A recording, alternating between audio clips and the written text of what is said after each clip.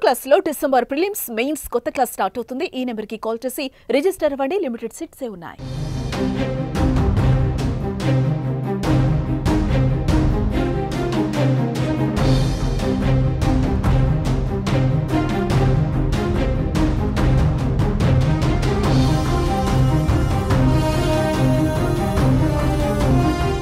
ఏపీలోని అన్నమయ్య జిల్లాలో జరిగిన హత్య సినిమాను తలపిస్తోంది. ప్రతి ఒక్కరిని షాకు గురి చేస్తోంది. కుమార్తెను లైంగికంగా వేధించిన మనిషిని చంపేందుకు విదేశాల నుంచి స్వస్థలానికి వచ్చి హత్య తర్వాత మళ్లీ అక్కడికి వెళ్లిపోవడం, హత్య నేనే చేశా అని వీడియో విడుదల చేసే వరకు పోలీసులు కనిపెట్టలేకపోవడం థ్రిల్లర్ క్రైమ్ స్టోరీని గుర్తు చేస్తోంది. ఈ స్టోరీ తెలిసిన ప్రతి ఒక్కరూ ఆశ్చర్యపోతున్నారు. అంతేకాదు హత్యలో ఆయనకు పలువురు సపోర్ట్ చేయడం కూడా సంచలనంగా మారింది. ఇప్పుడు బాలికపై 70 ఏళ్ల వయసున్న వ్యక్తి అసభ్యకరంగా ప్రవర్తించడం చాలా దారుణమని, అలాంటి వారిని చంపడం తప్పు కాదని, ఇలాంటి వాళ్ళకి అలాంటి శిక్ష వెయ్యాలని కొందరు వాదిస్తున్నారు.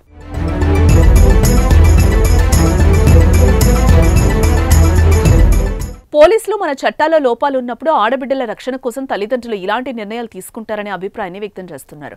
ఇదంతా ఒకవైపు అయితే హత్య కోసం పక్కా ప్లాన్ తో కువైట్ నుంచి రావడం, హత్య చేసి వెళ్లిపోవడం మరింత ఆశ్చర్యానికి గురి చేస్తోంది.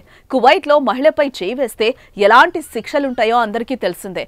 అందులోనూ బాలికలు మహిళలపై అత్యాచారాలు చేస్తే అది వారికి ఆఖరి రోజు. అలాంటి దేశంలో పనిచేస్తున్న ఆంజనేయ ప్రసాద్ తన కుమార్తెకు జరిగిన అన్యాయంలో అక్కడి శిక్షనే ఇక్కడ అమలు చేయడం చర్చనీయాంశమైంది. చివరికి హత్య నేనే చేశానని ఆంజనేయ ప్రసాద్ చెప్పే వరకు ఒక్కరికి కూడా ఆయనపై డౌట్ రాలేదంటే హత్యకు ఎంత పక్కా ప్లాన్ చేశాడో అర్థమవుతోంది.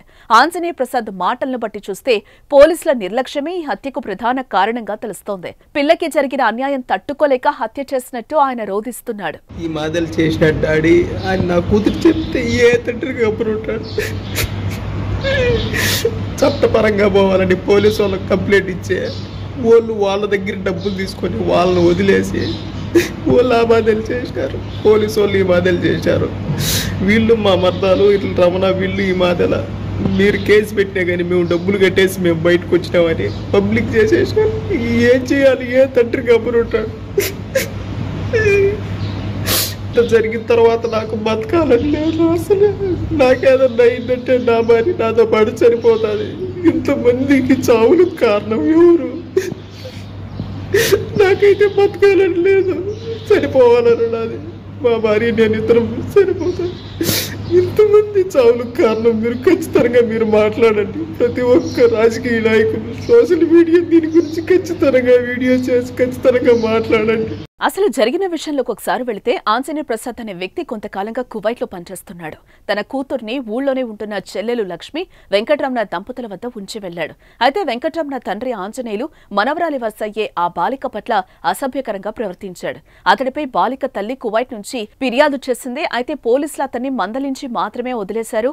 బుద్ధి మార్చుకోవాలని హెచ్చరించి పంపించేశారు. పోలీసుల తీరు ఆంజనేయ ప్రసాద్ కు నచ్చలేదు. తన కుమార్తెను లైంగికంగా వేధించిన వ్యక్తిని ఇలా వదిలేయడం ఏంటని ఆగ్రహంతో రగిలిపోయాడు. ఈ మాదలు చేసిన డాడీ ఆయన నా కూతురు చెప్తే ఏ తండ్రికి అప్పుడుంటాడు.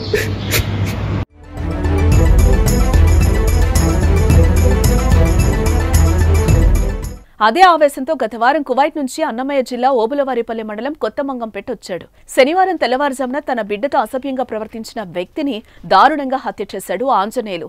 అనంతరం తిరిగి కువైట్ వెళ్లిపోయాడు. కాగా ఈ ఘటనను అనుమానాస్పద మృతిగా భావించి పోలీసులు కేసు నమోదు చేసుకున్నారు. అయితే తన కూతురి పట్ల అసభ్యంగా ప్రవర్తించడంతో కువైట్ నుంచి వచ్చి తానే చంపి వెళ్లానని నిందితుడు ఆంజనేయ ప్రసాద్ సోషల్ మీడియా ద్వారా వీడియో రిలీజ్ చేశాడు. దీంతో అంతా ఒక్కసారిగా షాక్ కు గురయ్యారు. ఆ వీడియోలో నిందితుడు మాట్లాడుతూ మనవరాలితో అసభ్యంగా ప్రవర్తించినందుకు తానే ఆంజనేయులను హత్య చేశానని, త్వరలో భారత్ కు తిరిగొచ్చి పోలీసులకు లొంగిపోతానని తెలిపాడు. ఈ వీడియో ఆయన యూట్యూబ్ ఛానల్లో అప్లోడ్ చేయడం దుమారం రేపుతోంది.